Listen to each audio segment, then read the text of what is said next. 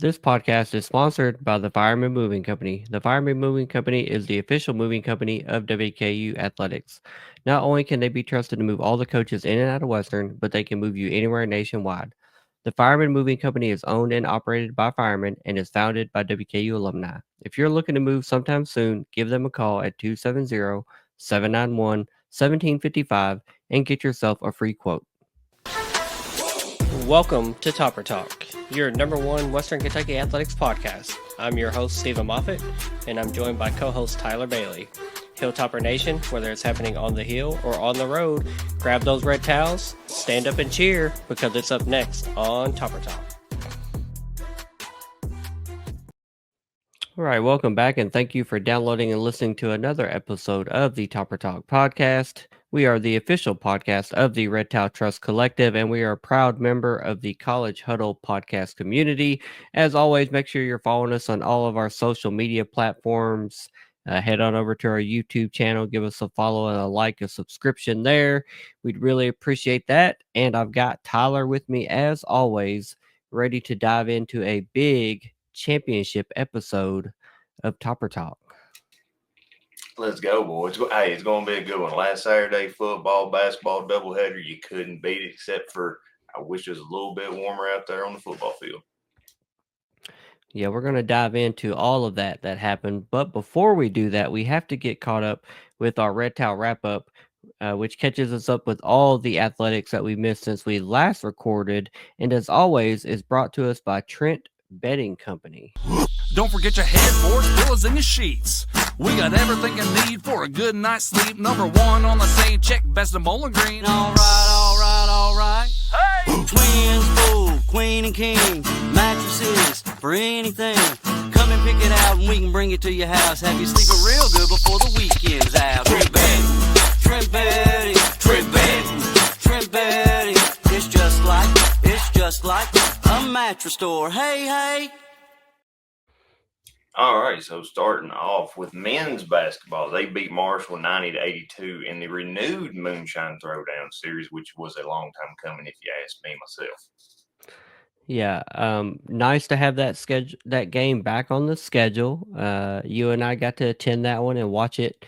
Had a good view of the game. Man, it was an up and down game. We started fast. Let Marshall get back in the game. They had a halftime lead, but in the end, we were just too good. Took them to the woodshed, beat them by 8. Just a really good game to have back on the schedule. I like that we have a return game next year at Marshall. Plan on making that trip. I've been down over there a couple of times and watched us play basketball and football. Really wish that series would be renewed in football as well. I know that's a little bit harder as far as you're scheduling it so many years out in advance, but it was really fun to link up back with Trace and KD and do it, the preview episode last week, and then, to actually play the game. And of course, we come out with a victory. That's 8 wins in a row in the basketball series, which is kind of crazy. I didn't, before the game, I didn't realize we had beat them 7 times in a row, but make it 8 now, dominating that series, and really glad we got a good win there. Moving on, football offensive lineman DJ Johnson Jr. announced he's entering the transfer portal. Yeah, it is the season. I like to say that very often, 'tis the season. The portal giveth, the portal taketh away. And it's that time of year. The semester is coming into an end, the season's coming to an end. There's coaching rumors flying about. If you put your ear close enough to the ground of who could be coming or going, and there's players that are naturally, every off season are going to come and go. So we're going to do like we always do. We're going to report them as they happen, when they leave or they commit to Western Kentucky. We won't hold any ill will or grudges towards them. We'll thank them for their time here and just, not try to get too high or low. I think Coach Helton said it best when he said, this time of year is a good time to look at it as an opportunity to make your football team better. So that's how I look at it. I thank DJ for his time here, and I look forward to any players that we add via the portal. Sorry about that. The women's basketball team, they beat Miami of Ohio 79-60, an absolute butt kicking there. Yeah, women's basketball rolling right now, still undefeated. I think off to their second or third best start ever in program history. We talked about that last episode, but undefeated through November, which I think was only the second time that's ever happened. So real impressed by what we're seeing over there in women's basketball. Blowing through their non-conference, another good solid win there against Miami, Ohio. So love to see that. Keep that rolling. Moving on, the WKU volleyball team, they will be playing Minnesota in the first round of the NCAA tournament in the Lexington Regional. If they win, they'll play the winner of the UK Cleveland State game. Yeah, that's what they do. They make NCAA tournament appearances. They got a tough draw. That's if you don't follow the volleyball and the AVCA very much, Minnesota is a really good volleyball team. That's a top 30 team in the country. UK obviously is really solid. They're a top 5, top 10 team. So that's a tough draw they got there. They're playing in Lexington. It'll be tough. They play that game, I believe it's Thursday at 3:30, if I'm not mistaken. They play that game. And then if they win, they'll play the winner of that UK Cleveland State game. So obviously we're going to be cheering them on. I love to watch that send off video of the team loading the bus, leaving Diddle Arena. That was pretty awesome to have the cheer team and everybody out there sending them off with well wishes with a nice solid crowd to support them. But tough draw, but I think we can go make some noise. We can go win at least a game, maybe two. Heck, why not? Why not us? That's what I got to say about it. Men's basketball player Julius Thedford, he was named Freshman of the Week after his performances versus Marshall and UK. Yeah, I mean, he had 18 points versus Kentucky and Rupp Arena. At times he looked like the best player on the floor, the most confident player on the floor. And then he had a 19-point game versus Marshall. Again, he just, he's almost turning into that first scoring option as a true freshman playing his, fifth and sixth game as a freshman, a true freshman. It's kind of crazy just how good and how explosive and how athletic and just how confident he is in his game. And he's making tough shots and he plays good defense and he comes off the bench and he's a spark plug. So really got to like what you see out of that kid early in his career. Really think his best basketball is still ahead of him. And he definitely deserved and earned that Freshman of the Week award by Conference USA. Yeah, he really is playing like a man possessed right now. Moving on, Lucas Canario, no surprise here. He was named Special Team Player of the Week. Yeah, speaking of deserved awards, Lucas Canario, basically single-handedly won the game that we're about to recap and then preview. So, third time he's won Special Teams Player of the Week. He was the preseason Special Teams Player of the Year. Looking like there's a good chance he's going to be the postseason Special Teams Player of the Year in Conference USA. So, very well deserved. I gave him the honor of being called Legatron now. That previously was Braden Narveson, previously of WKU, who moved on and is now in the NFL. Lucas has now earned that title, the new Legatron. So congratulations, Lucas. WKU runner Kenley Kunkel, she was named to the Conference USA All Academic Team. Hey, putting the student in student athlete, you love to see that. She's a high performer on the track and cross country fields, but also doing big things in the classroom, being named to the all academic team. So congratulations, Kinley. All right, now we just got some names in from the National Signing Day. That was Wednesday.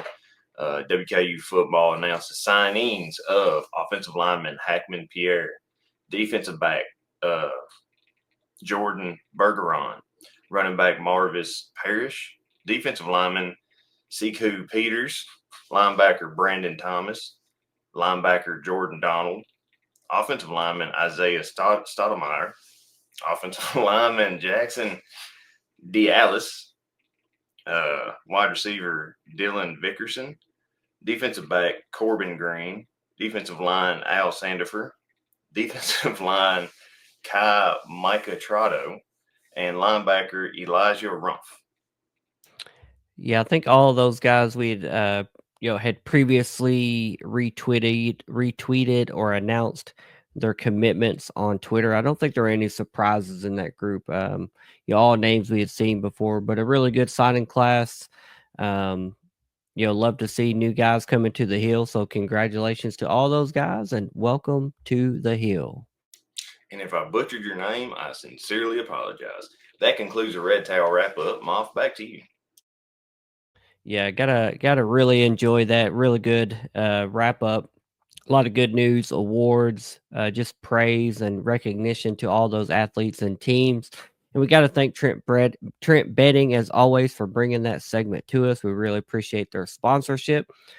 But man, we have got a football game and a championship appearance to talk about, man. Because um, coming into this game this past Saturday, we knew on Friday that Liberty had played Sam Houston and they lost.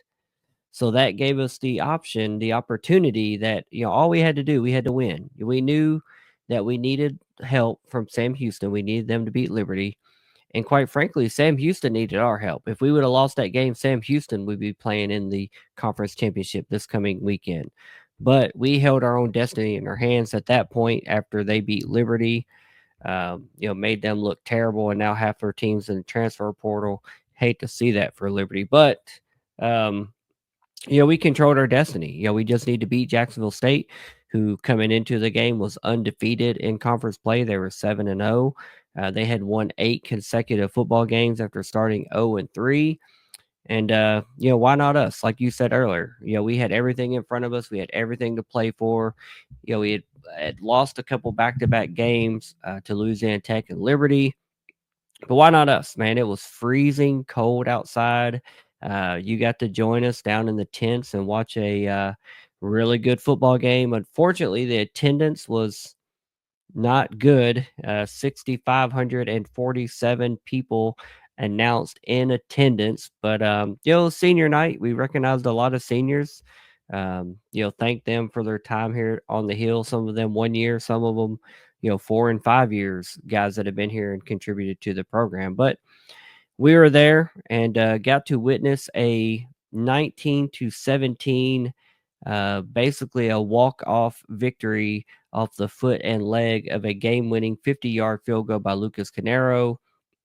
Man, it was a good one. I wouldn't call it a pretty one. It wasn't the prettiest Hilltopper victory, but at the end of the day, it went in the left-hand column. Chalk it over there.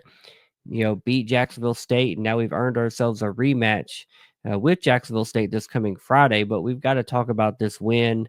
Call it as ugly as you want to be. Call it WKU played poor. Call it whatever you want to call it. It ended up being a Hilltopper victory. That's all that it counts for. Tyler, what are your thoughts on this game before we dive into some of the key contributors? I mean, really, everything just came out perfectly. You stated that Sam Houston had to win. Thank goodness that they did. The good Lord was smiling down upon us Friday and Saturday. Also, Lucas Canario set a school record, 12 straight field goals. Now he's at like 13 because he kicked 2 that game. But no, he kicked 4. Yeah. 4. So no, and yeah. So I mean, you're right. It's not pretty. It was terribly cold, but man, just sitting down there where we could, talk to some of the players on Jacksonville State. That was fun.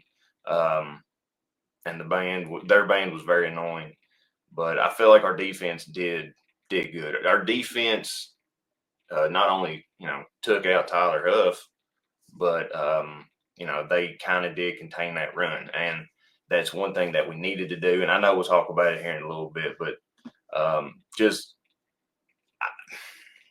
I do have some things to pick apart about it, but it was a good game. Not pretty, but a win is a win. I'll take it anyway.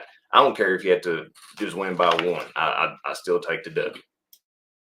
Yeah, absolutely. Let's jump into some of the stat leaders in the game, and then we'll talk about some of those indicators, some of those stats that we saw and things we saw on the field.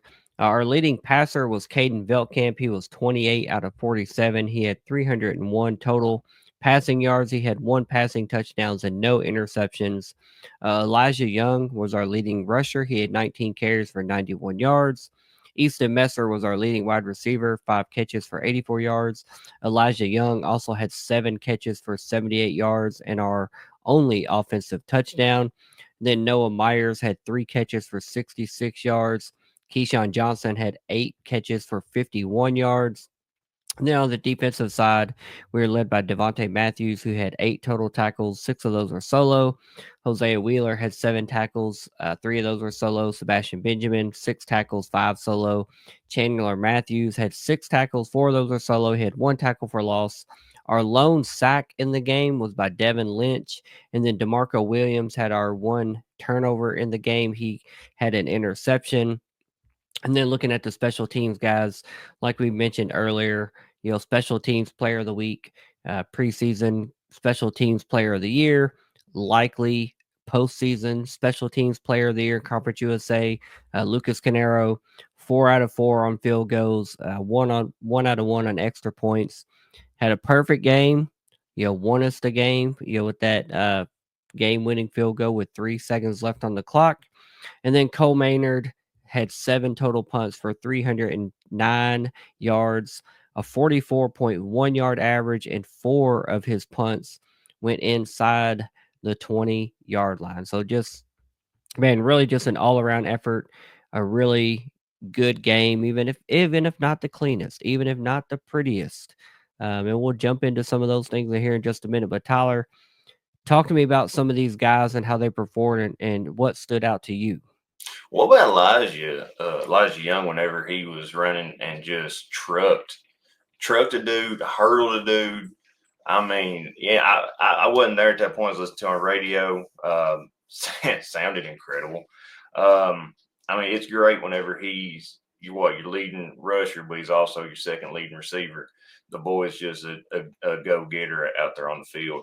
Caden, I feel like something could be off with him. I don't know if he's in a season slump or an end of the season slump. It seems like the past few weeks, his play has gone downhill a little bit. Two fumbles worth mentioning. 2 fumbles.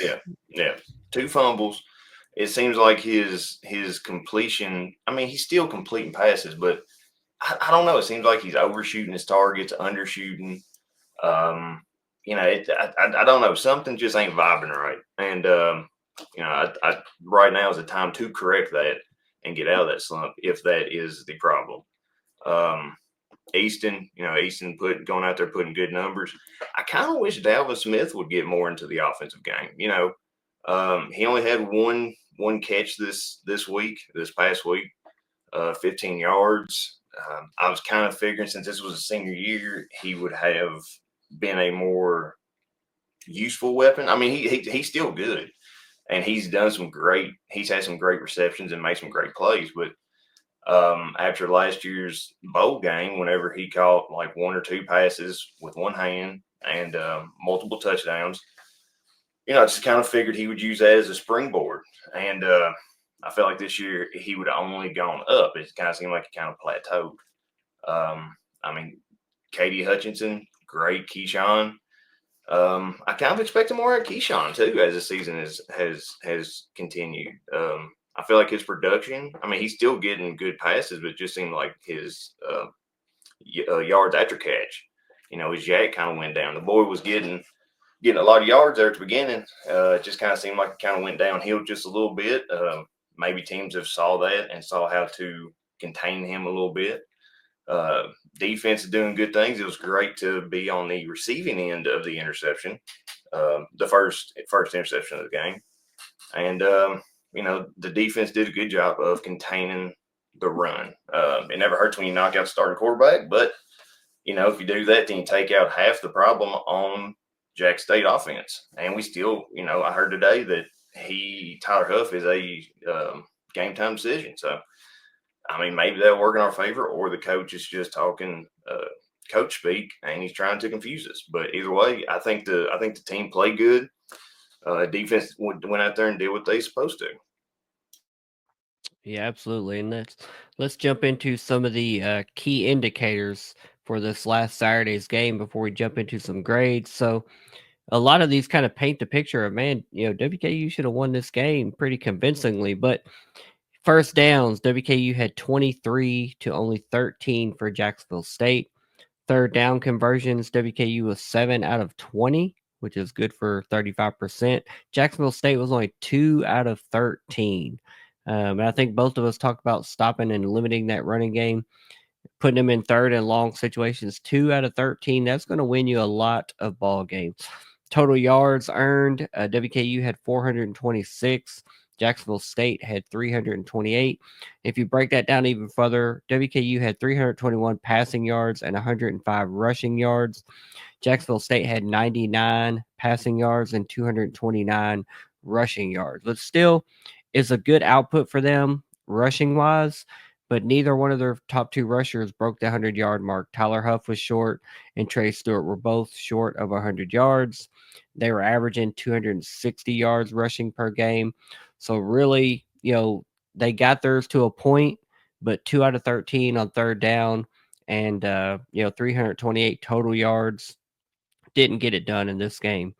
Looking at penalties, this is to me, this is kind of what flipped the script and what kept Jacksonville State in the game and what kept us from, kind of blowing the top off of this one, because we had several untimely penalties, penalties that wiped big plays off the board, potential scores off the board. WKU had 10 penalties for 84 yards. Jacksonville State had 4 penalties for 40 yards. So, we had been playing really clean football as far as penalties go. We'd had some turnovers, but penalty-wise, we'd been one of the lowest penalized teams in the country, not just Conference USA, but in the entire country, top 10 least penalized teams. And, 10 for 84, really caused this game to be closer than what it should have been. We had several drives stall out because of penalties and plays getting wiped off the board or us just getting behind schedule due to those penalties. Turnovers were tied 1-1. We had an interception in the game that we got from Jacksonville State, and then we had those 2 fumbles earlier in the game by Caden that we talked about. We lost one of those. We recovered one of those. And then time of possession, WKU led with 36 minutes and 27 seconds of possession to Jacksonville State's 23 minutes and 33 minutes of possession. So kind of an odd, kind of a mixed bag of results there. You look at the top half of that, we should have dominated that game, quite frankly. But when you get down to those penalties, turnovers, just not helping ourselves when we're fumbling the ball on fourth, on a fourth down conversion attempt. 10 penalties for 84 yards. That's not good, clean, winning football. Luckily, we did win this football game, but like we've mentioned several times now, was not our cleanest game, was not our prettiest game. But I think you can take a lot away from we didn't play our best game, and we still beat the team that was undefeated in conference play, at our place. It's a really good game. Glad we got it over with. Glad we did what we need to do on senior night. We won their last game at Houchin Smith Stadium. Sent them off with a win. And now we have another chance. We can go into somebody else's house and send all those same seniors off with a conference championship that has eluded us since 2016. So I'm really looking forward to that opportunity. But let's jump into some grades for this game. Tyler, what do you have for the offense versus Jacksonville State? I mean, the offense put up some great numbers. Just didn't really find pay dirt that often. I mean, actually, just one time. I'm going to give them a B, man, because we did win the game and they did put up 400. 430 or 26 yards. Yeah, B over here. Yeah, I'm gonna give them a B as well. It felt like we were moving the ball really well between like the 35s. Usually you say the 20 to 20, but the 35 to the 35, we were moving the ball really well. And then we'd get, down close into field goal range and kind of stall out. So luckily Lucas bailed us out with his field goal attempts and just hitting all those in that freezing cold weather. Elijah Young, really, really good football game, all around yards, pushing 170 all around yards. Caden Veltkamp, short of those 2 fumbles, didn't throw any interceptions, just had 1 touchdown pass, over 300 yards passing.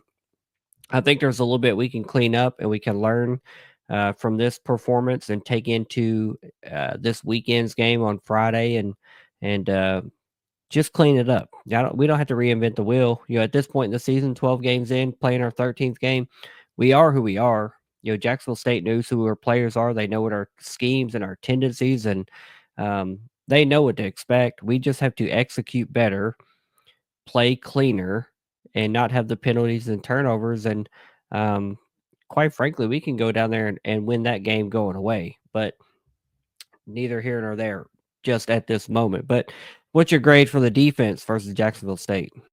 So defense played really good, if you ask me. I mean, the run game has been our weakness, especially the last 3 games before this. New Mexico State, Liberty, or La Tech, and then Liberty.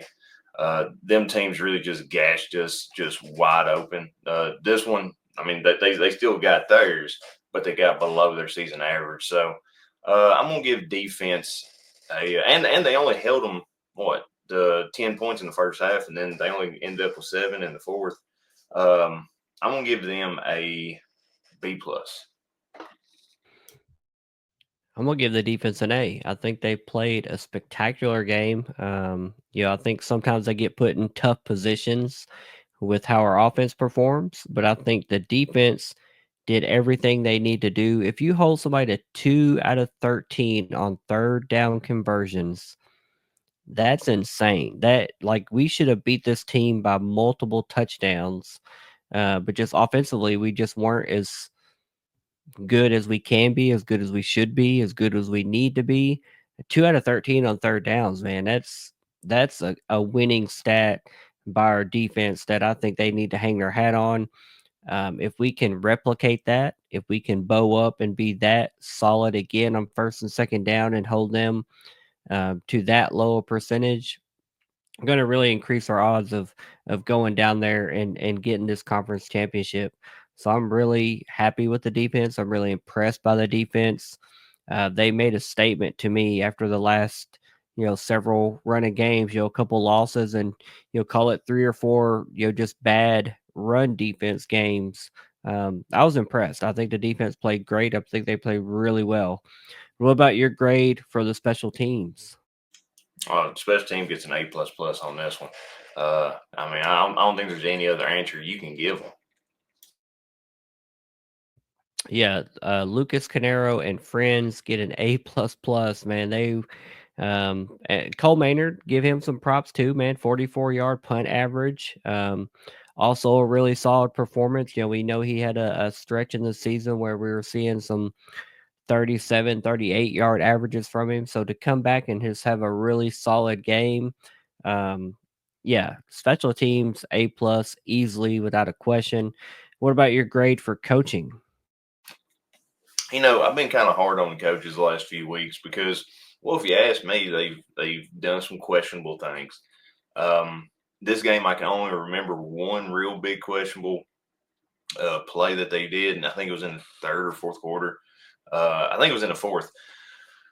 They're already backed up, or I think it was a punt. Anyway, they were like 3rd and like 20 from maybe the 10-yard line, 6-yard line. And instead of trying to, pass it and get some extra yardage, maybe have some more room for your punters, they decided to run it. He didn't really gain much at all, maybe a yard or 2 at best. And, Maynard was still in the end zone punting. But I feel like Hilton and Friend did learn from their past mistakes. Last few weeks it'd be 4-2, 4-1, and you would see them go for it instead of kicking the field goal. Well, this week, they kicked the field goal, and we ended up getting the W. So, I'm gonna give the coaches. I'm gonna give coaches an A in this one. I feel like they called a good game. Yeah, I'm right there with you. I think the coaches get an A. We didn't execute as soundly on offense and score multiple touchdowns like you'd like to see. You'd like to see us scoring 30 plus, but this game just took 19 to win the ball game. And then defensively, I think the coaches and Tyson Summers and that staff just did an amazing job of game planning and being prepared and ready for this Jacksonville State offense that we knew was going to be run heavy. I think it was a great game plan, and I think obviously there's going to be adjustments and tinkering and uh, you know gameplay next week for the championship game that's going to come into play. But I think the coaches called and put us in position to win, and luckily we won. What about this final grade for the fans in the last home game on senior night? Whenever I was down there, I didn't think it was 6,000. It kind of looked kind of less than that. And that's one thing I would like to see change at Western is because just because it's cold don't mean you can't come out. You're going to be cold no matter what you're going to be doing if you go out. People go to, up there in the MAC schools, it would be snow and a blizzard, and they're still out there having the greatest time of their life. Why can't we do that here at Western? I know the team's been sliding like the past few weeks before, but each game is a new opportunity to turn it around, and they did this time. They played great. Come out there, wear your heavy coats, wear multiple layers, get the hot hands, hot feet, put you a toboggan on or something, and just come out there and be cold and have fun with your friends. If you're over 21, warm yourself up the old-fashioned way. Have some bourbon if you want to. Have some beer. Just come on out and have fun because these seniors deserve to be sent off with a much better crowd, a much louder and energized crowd. Could you imagine Lucas Canario kicking the game-winning field goal with 18,000 people in there? Place would go nuts. It would be awesome. But with that being said, man, I don't feel like it can be a great score. The fans that were there were loud. I heard them cheer. I heard them kind of complain when the flags got tossed. I'll give them C minus. Nicer than I am. I'm gonna give him a D. And that's not for the fans that were there. That's for the fans that weren't there. 6,500. That's a pretty lousy number. It was cold outside. Don't get me wrong. You and I were down there under the propane heater, trying to keep warm with our favorite bourbon drink and just toughing it out. But yeah, it would have been a lot funner if we had 18,000, 19, 20,000 people out there. Would have made that field storm a little bit better too, right? After the clock hit zeros, man. We hit the field with not much friction. It would have been a little bit more fun with a few thousand more of our friends there in attendance. So yeah, I'm going to give the fans a D. Not our best effort. That's a big opportunity. Just attendance wise, it's not been the greatest year. Same goes for basketball. Just not impressed with the attendance numbers over there. Don't understand it. Good team, winning ball games. I don't understand it, but I digress. We'll move on because we won this game, we have the opportunity to have the rare rematch of a conference game we just played. We've ended the season with Jacksonville State in our house, but by virtue of beating them, we earned a spot in the conference championship game versus Jacksonville State, who is the host of the conference championship game. That will be this Friday at 6 p.m. The game will be on CBS Sports Network. The game is in their house in Jacksonville, Alabama. And quite frankly, it's time to finish this season strong. We need to win that elusive conference championship. It's not going to be easy. These teams know each other. We've got a lot of film on each other. But I definitely think there's a couple questions coming into this game that are really going to be big factors into how this game plays out. And we talked about one of them earlier. Does starting quarterback Tyler Huff play in this game? He went out this last weekend, had a hip drop tackle, went out with what looked like and what's been described as an ankle sprain. was seen walking on the sideline, couldn't put pressure on it, went back to the locker room, and the coach and his media availability has said he will be a game time decision. They're not sure if he's going to be available to practice. To me, it doesn't sound like we see Tyler Huff. That just, I'm sure he's a senior. I'm sure he'd love to be out there and playing. They've still got a bowl game in front of him. He can get, rest and get healthy for, but I just don't see Tyler Huff playing. And he was their leading rusher this last week game. He had 90 plus rushing yards. Trey Stewart was, held to the 80s. So he is a big factor in this game. And we saw that when Logan Smothers came into the game. Granted, don't get me wrong, he was effective. He can run as well. But he's not the starter for a reason. And I don't feel sorry. I was telling somebody this at the basketball game. I don't feel sorry for anybody having to play your backup quarterback. I'm sorry. Because guess who's starting our football game? Our backup quarterback. That was not QB1 to start the season. You've got to have a solid bench. You've got to have good depth.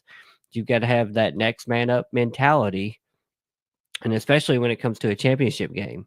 Because if we have a starter or somebody go down in the game, they're not going to feel sorry for us. Not going to happen. So that's the big question mark to me is, does quarterback Tyler Huff play? From where I sit, I don't see it happening. And then the second big question for this game is, can we contain running back Trey Stewart again, but this time in their house? It's a little bit easier in our house, 6,500 people, not a lot of juice, not a lot of swagger. Yeah, Jacksonville State brought their band to the game. It was impressive. It was loud. It doubled the attendance of the game, it felt like. But now they're going to be playing at home. They're going to have a little bit more juice, a little bit more swag. They might get some momentum. He might get those legs churning. And if he gets going, that 2 out of 13 third down conversions that we talked about last game that, helped us win that game. If that's, 4, 5, 6, 7, 8 out of 13, we likely don't win that ball game. So we're going to have to be really stout against the run again, which we have seen be a weakness of ours, over several weeks. But we tightened it up, against the Jacksonville State team where we knew what they were going to do. At this point, we know what you're going to do. You know what we're going to do. Who can man up? Who can stop it? Hat on hat, 11 on 11. Who's going to make a play? And I think we got a good one brewing. I'm here for it. I'm excited for the game this Friday. Tyler, jump in. What are your thoughts on the rematch of Jacksonville State and Western Kentucky for the title?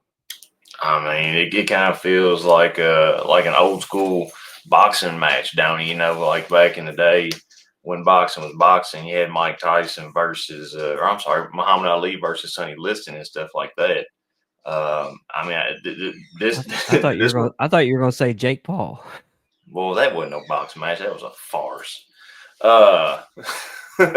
But no, I mean, this right here, man, it's crazy. Kind of like what you said. It's crazy that we're playing them again just a week later. I don't know if they really opened up.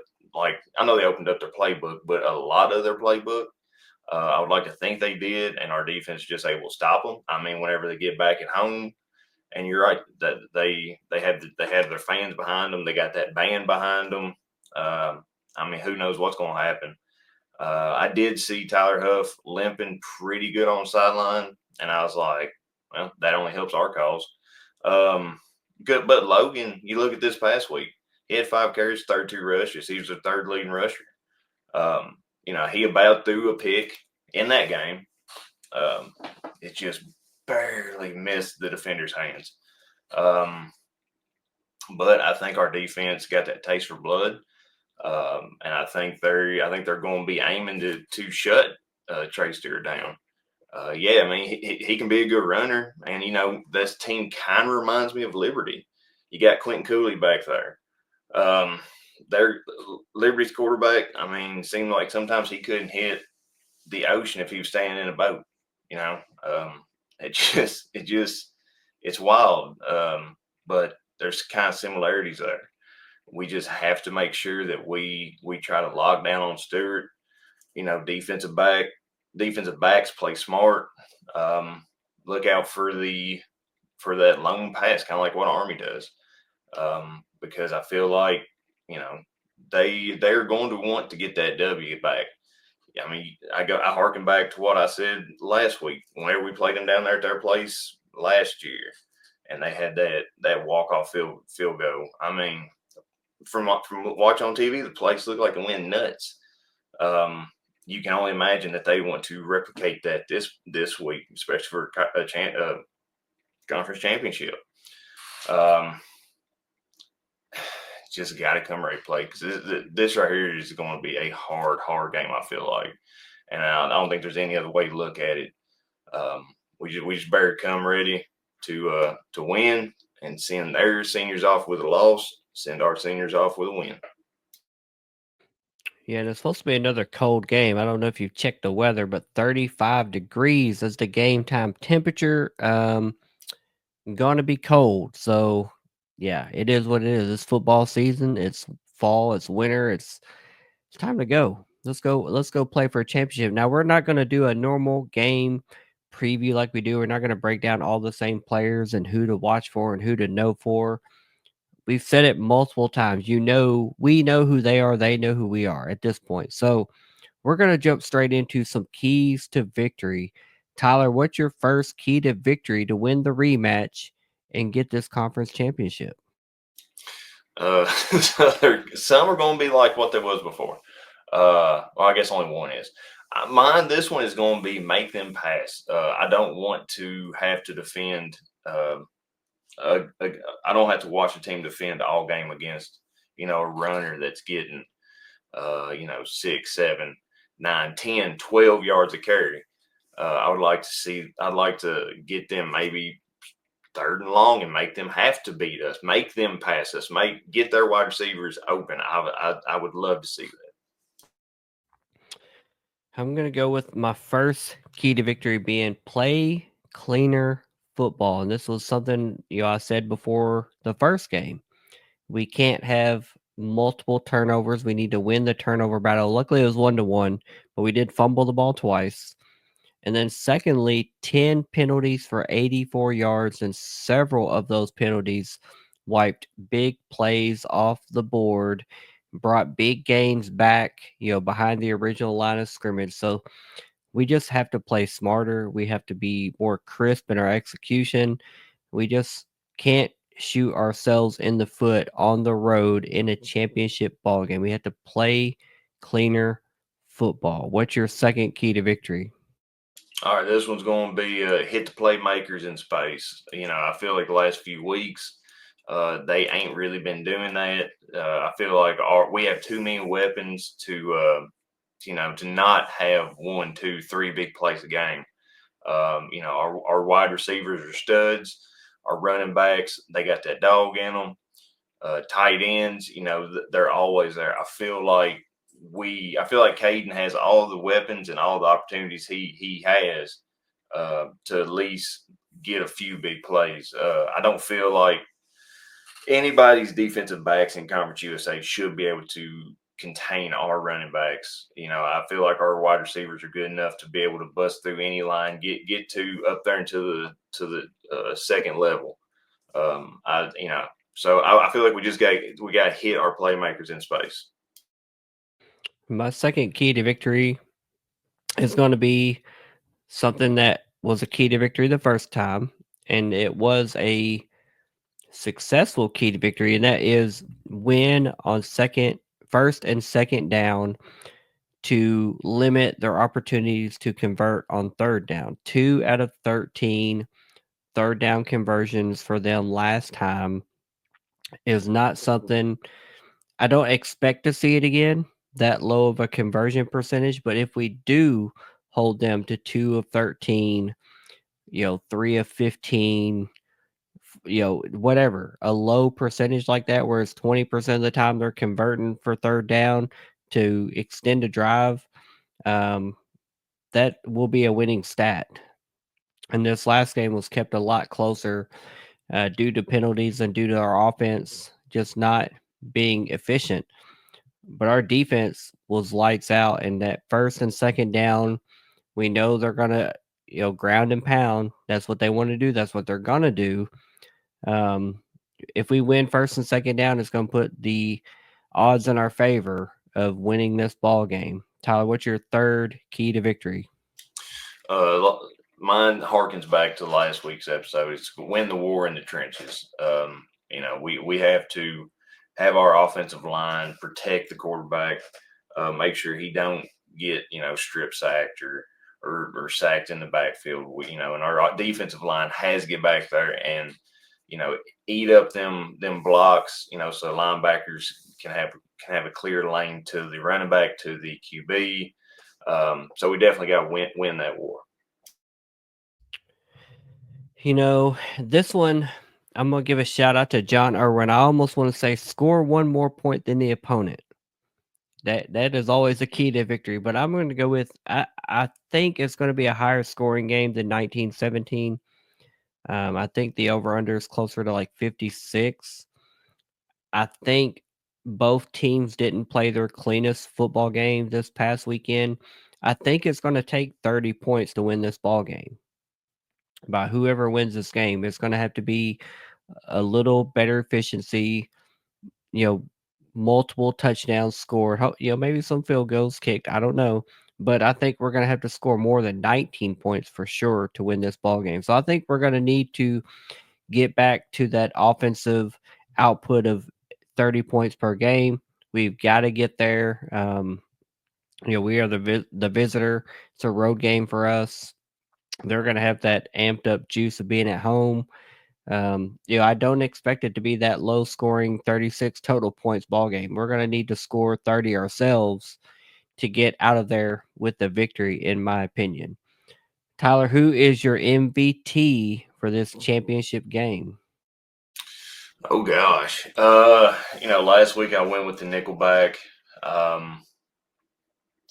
I feel like I'm going to have to go up and stout again on this one. I feel like the defense is going to come in clutch, to major key, if you would, to quote DJ Khaled.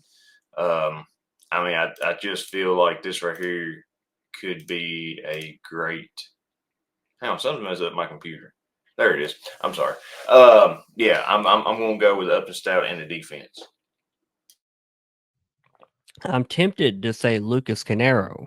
I'm real tempted to say Legatron is going to be the MVP, but I think I'm going to go a little outside the box. I'm not going Caden. Caden's been my boy. Still love you, 10. Keep doing your thing. I'm going to go with Elijah Young. I think all-purpose yard Elijah Young, 91 yards rushing, 80 plus yards receiving.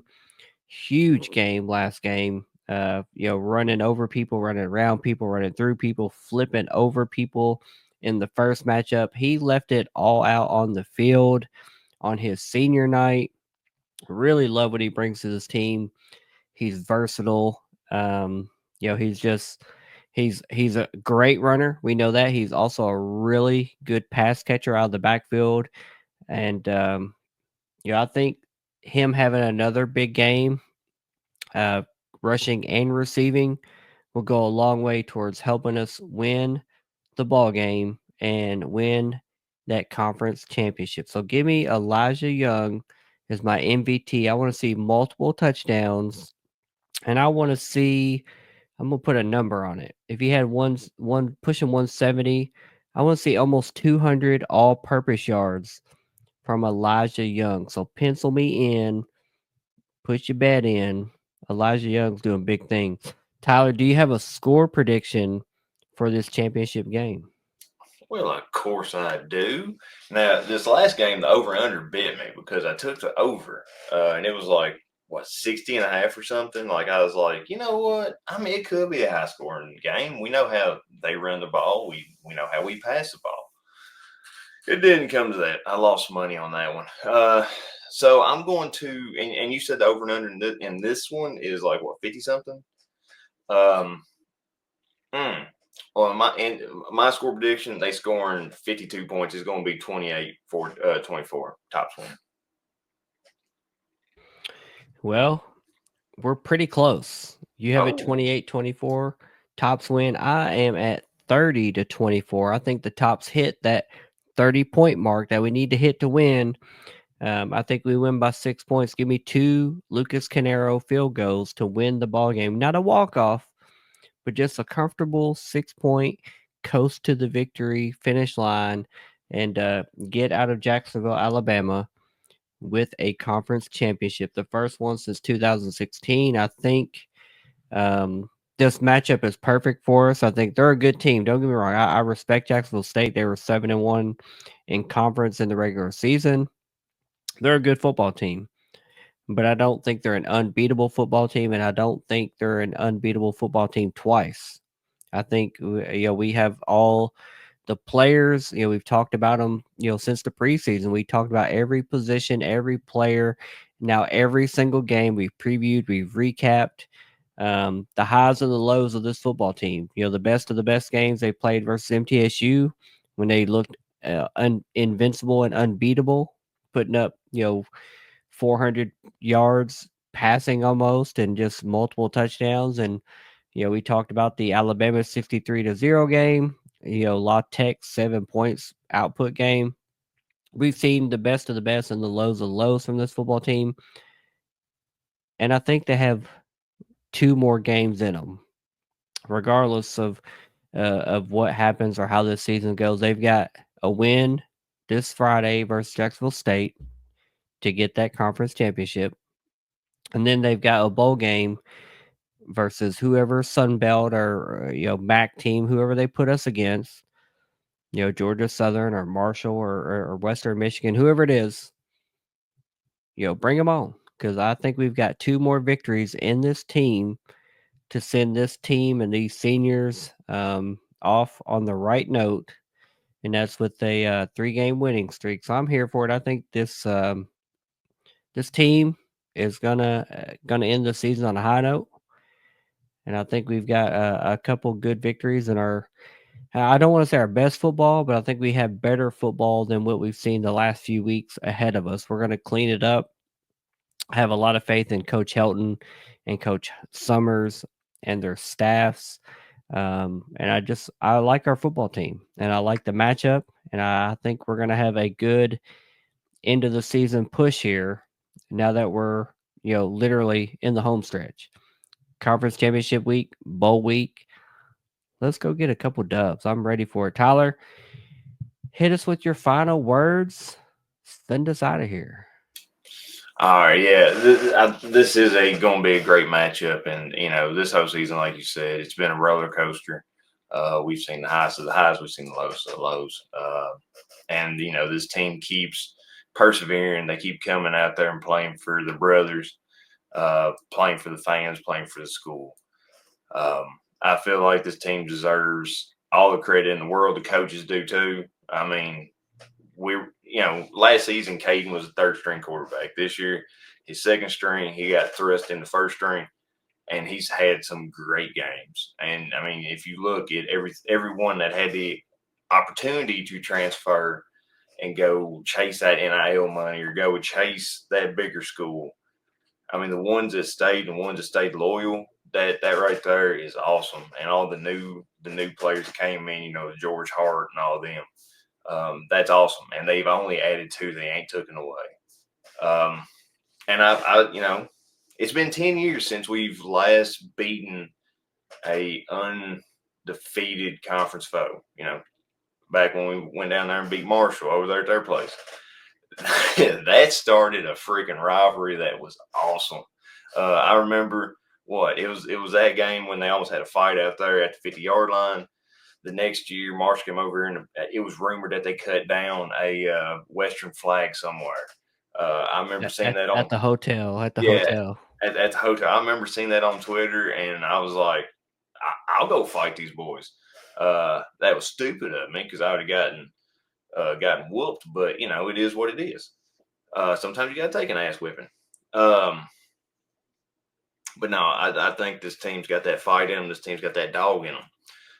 They want that conference championship, and I feel like they're going to do everything in their ability to get it. I mean, everything has went right for us, and I don't feel like they're going to let this opportunity be wasted. I like to also touch on the basketball attendance because you're right. It's been really, really low. I mean, when Marshall came in here this Saturday, I was expecting more of a fuller gym. You look at it. We had what? We had like 3,120 people there. Diddle hold 7,326. To me, that's kind of embarrassing. You look at how many people used to be there for the Western Marshall games. Marshall would always bring a big contingent. Now, granted, they had a football game going on, but Western fans, I expected more red in the stands, and I hate that we was only able to get 3,000 people there. Against Wichita State, we only had 4,000. We have got to get more butts in seats because these guys are playing great. These guys deserve a better crowd than what we're giving them. And, I'd just like to see that change, because it is hard and you shouldn't have to go out on your home court or on your home field and try to create your own hype. The fans should be there to give you that. You should feed off them. You should make the other team hate playing there because it is so hostile. And I feel like that's something that we as fans and Western needs to work on the rest of this basketball season and next season. But with that, Moff, who has it better than us, dog? Nobody, buddy. You know it. Go Tops. Go Tops. Later, guys. See you.